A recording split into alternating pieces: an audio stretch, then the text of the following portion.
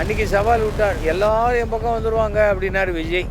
விஜய்க்கு விசில் தான் கிடச்சிருக்கு.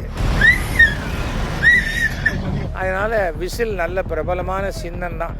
அதையும் வந்து எலெக்ஷன் நேரத்தில் காதுகிட்ட வீண் கத்தினா ஓட்டு போடுறவனுக்கு கோவம் வந்து போட மாட்டேன்ருவாங்க.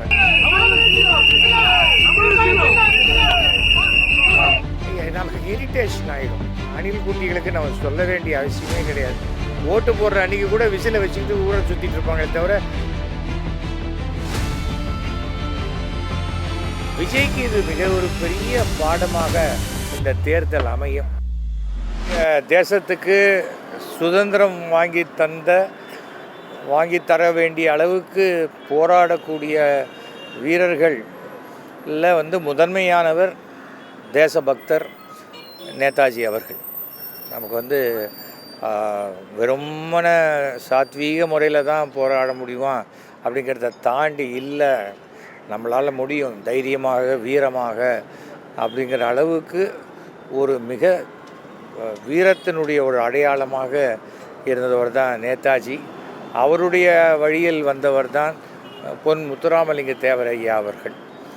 இது வந்து எனக்கு என்றைக்குமே பிடிக்கும். நம்ம தேசத்துக்கு சுதந்திரம் வாங்கி கொடுத்துட்டு போராடுறவங்களில் ஒவ்வொரு போராட்டமும் ஒவ்வொரு விதமாக இருக்கும். ஆனால் நேதாஜியினுடைய போராட்டம் என்பது ரொம்ப ஒரு நான் என்றைக்குமே பார்த்து பிரமிக்கக்கூடிய ஒரு விஷயம். அதனால் ஒவ்வொரு முறையும் நான் இங்கே வந்து என்னுடைய ஒரு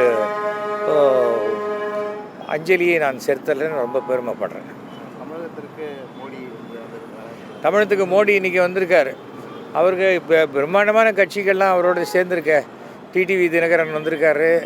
அவர் தான் சொன்னார், எடப்பாடியோடு சேர்றது போல நான் தூக்கில் தொங்குவேன்னாரு. அதனால் அதையும் தாண்டி சரி தூக்கில் தொங்குறதும் ஒன்று தான், எடப்பாடியோடு சேர்றதும் ஒன்று தான் நினச்சி வந்திருக்காருன்னு தெரியாது. இது என்னன்னு சொன்னால் ஒரு ஒரு ஒரு விஷயம், இதில் அரசியல் சார்பாலாம் நான் பேசலை, ஒரு பொது ஜனமாகத்தான் நான் பேசுகிறேன். மிரட்டி ஒருத்தரை கொண்டு வரதன் மூலம் தலைவர்கள் ஒன்று சேர்ந்து கையை அப்படி பிடிச்சிட்டு நிற்கலாம், சந்தோஷமாக சிரிக்கிற மாதிரி நிற்கலாம். ஆனால் தொண்டர்கள் ஒன்று சேரவே மாட்டாங்க. நல்லா ஞாபகம் வச்சுக்கணும்.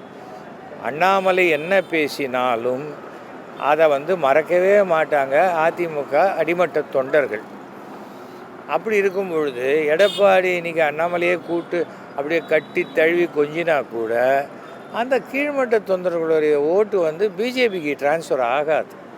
தவிர வந்து பிஜேபி என்பது தமிழ்நாட்டில் அந்த கிரவுண்ட் ரியாலிட்டியே தெரியாமல் ஆட்சியை பிடிக்கணும் அப்படிங்கிறது வந்து ரொம்ப அது சோ மிகவும் மதிக்கக்கூடிய ராஜகுருன்னு சொல்கிற சோ அவர்களே பல தடவை சொல்லியிருக்காரு.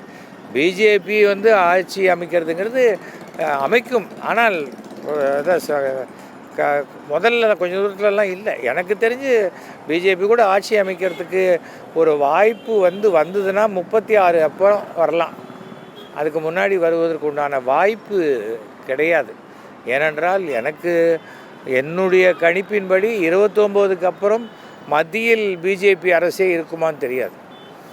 10,000 கோடி ரூபா அவங்க வந்து இன்றைக்கி தேர்தல் நிதியாக வாங்கியிருக்காங்க. எதுக்காக வாங்கியிருக்காங்க? ஏன் 10,000 கோடி ரூபா கொடுக்கணும்? அப்போது அவரால் பலன் அடைந்தவர்களும் பலன் அடைய போகின்றவர்களும் சட்டத்தை தாண்டி லாபம் அடைந்தவர்களும் கொடுத்த பணம் தானே இந்த 10,000 கோடி ரூபாய். அப்போ அது ஊழல் இல்லாத கட்சின்னு எப்படி சொல்ல முடியும் பிஜேபியை? பாக்கி எல்லா கட்சியும் சேர்ந்து 600 கோடி ரூபா வாங்கியிருக்காங்களாம் இந்தியாவில். இவங்க மட்டும் 10,000 கோடி வாங்கியிருக்காங்களாம். தவிர வந்து மிரட்டி பண்ணி வைக்கலாம்னா தப்பு செய்கிறவன்லாம் வேணால் பயத்தில் மிரண்டு போய் வரலாம். ஆக்சுவலாக நான் பார்த்தேன் நேற்றுக்கு வைத்தியலிங்கம் சேர்ந்தார். அதுக்கப்புறம் பார்த்தா உடனே அவருடைய கணக்கு வழக்கெல்லாம் இடி முடக்கிடுச்சுன்னு போட்டிருந்தாங்க.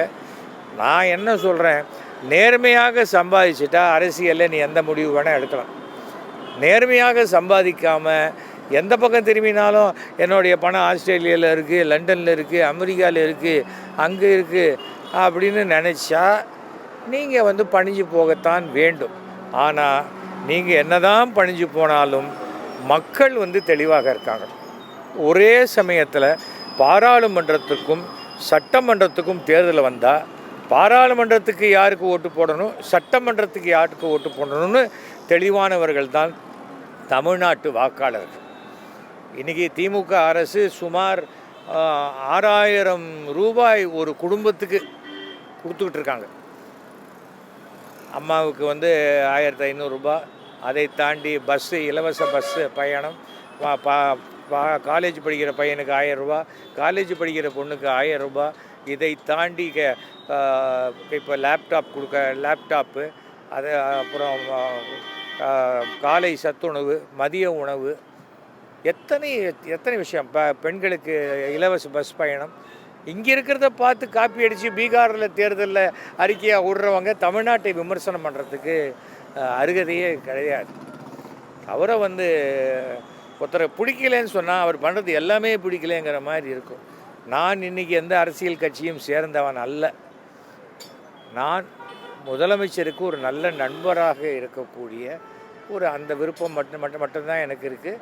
நாளைக்கு முதலமைச்சர் சொன்னால் நான் திமுகவுக்கு பிரச்சாரம் பண்ணுவேன். நான் பிரச்சாரம் பண்ணினாலும் பண்ணாவிட்டாலும் 2026 தேர்தலில் திமுக மிகப்பெரிய வெற்றியை பெற்று என்னுடைய நண்பர் மு.க.ஸ்டாலின் முதலமைச்சராக அமருவார். அதில் எந்த மாற்றமும் கிடையாது. இவங்க எத்தனை கூட்டணி வைத்தாலும் அந்த கூட்டணியெல்லாம் இது வந்து ஏதோ தேர்தலுக்கு உண்டான கூட்டணி மாதிரி தான் இருக்குது. இவங்களால் வந்து மனசு ஒத்து போக கொள்கை ரீதியான கூட்டணியே கிடையாது. அன்றைக்கி சவால் விட்டார், எல்லோரும் என் பக்கம் வந்துடுவாங்க அப்படின்னாரு விஜய்க்கு விசில் தான் கிடச்சிருக்கு. பரவாயில்ல. இதுக்கு முன்னாடி தமிழறிவு மணியனுக்கு தான் விசில் கொடுத்துருந்தாங்க, அப்புறம் பிரகாஷ் ராஜுக்கு கொடுத்தாங்க, அப்புறம் நம்ம ஊர்லேயே மயில்சாமிக்கு கொடுத்துருந்தாங்க. அதனால் விசில் நல்ல பிரபலமான சின்னம் தான். அதையும் வந்து எலெக்ஷன் நேரத்தில் காதுகிட்ட வீண் கத்தினா ஓட்டு போடுறவனுக்கும் கோவம் வந்து போட மாட்டேன்ருவாங்க.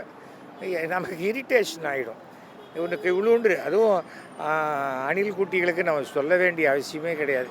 ஓட்டு போடுற அன்றைக்கி கூட விசிலை வச்சுக்கிட்டு ஊரை சுற்றிட்டு இருப்பாங்களே தவிர வந்து ஓட்டு போடுவாங்களான்னு தெரியாது. விஜய்க்கு இது மிக ஒரு பெரிய பாடமாக இந்த தேர்தல் அமையும். என்னை பொறுத்த வரைக்கும் விஜய் 2026க்கு பிறகு 2026 ஜூன் ஜூலையிலேயே மறுபடியும் படம் நடிக்க வந்துடுவார்.